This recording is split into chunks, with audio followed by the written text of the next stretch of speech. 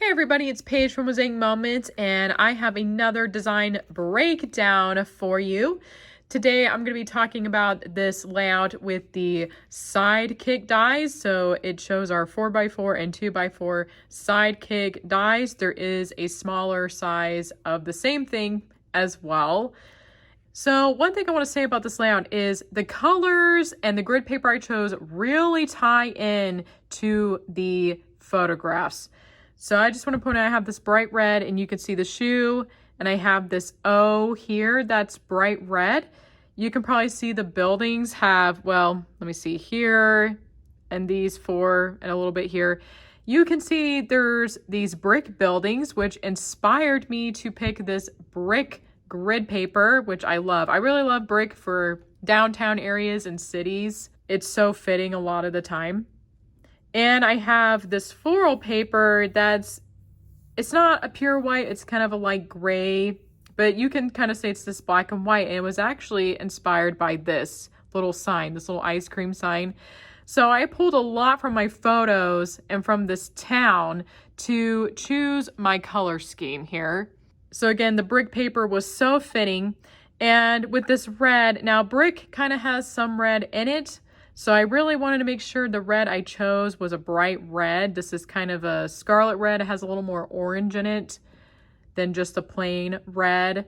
So you want to make sure your cardstock stands out on the grid paper you choose. But that's why it stands out. It's a brighter red. And bright red obviously can be pretty harsh on your eyes. So I think it was nice to have this black and white paper in here, and it makes the layout not feel too overly busy. I feel like it's very classy. And like I said, it totally fits in with the photos and the color scheme here. And something I want to know, if you have a busier grid paper, bricks to me is a pretty busy grid paper. And we have some with multiple colors on it. I recommend, if you're choosing a pattern paper, to do something simple. So right here, we have a lot of negative space in this design, which is helpful. If you look at this pattern paper, there's kind of areas with nothing really going on. And it's a very simple color scheme. It's just two colors.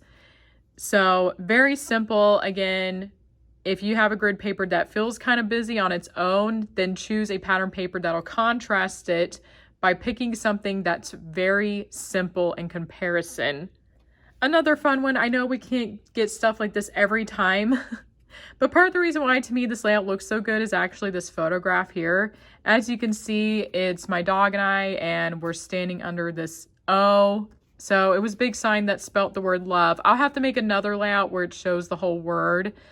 But I thought it was fun to be under this O here. And it's almost a nice contrast. Like I said, you can't get this every time, but maybe it's something to think about when choosing the photo to go in the middle here. So what's nice is it's red here, and I have this red, and it's, you know, the rest of the layout, it's all squares and rectangles. It's all these straight lines. And this O is perfect because it shows something rounded. So it's this nice little contrast that still coordinates and matches the lines. Like I said, I can't get that every time, but just something to think about. Like if you're trying to pick your focal point photo for this little section, you know, what is going to stand out with the rest. So again, it matches, and at the same time, that O shape contrasts what's going on the rest of the page. So I think it looks really cool. I also want to talk about rhythm really quick here.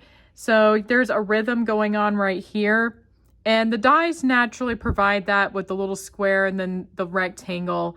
But I made sure I kept that rhythm going in a balanced way. So all these little squares have kind of it's a very dark gray, almost black paper. And then I have this light gray paper, and I wrote journaling in every single piece. And so you have that rhythm, and it feels very balanced in this section. So just something to think about when you're doing layouts is to notice little things like this. And the last thing I want to talk about is my photo choices. Sidekick, to me, it's pretty easy to find photos that'll work, but you may notice for the four corners, those are my largest sections. So obviously that's where I put people. Like my dog here is fairly close up, and she worked perfectly in this space. And some cases like this one, I wanted to show the building in the background also. And I also want to point out, in design, it's really important to make sure your photos are facing the center. So I made her this photo here rather than over here because her face would have been going down this way away from everything else. And we can't necessarily do this perfectly every time. There are exceptions.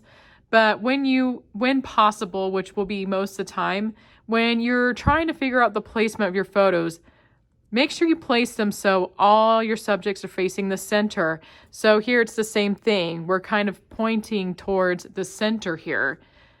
So every single photo placed on here was intentional. We didn't just randomly, just think, oh, that looks good and that looks good kind of thing.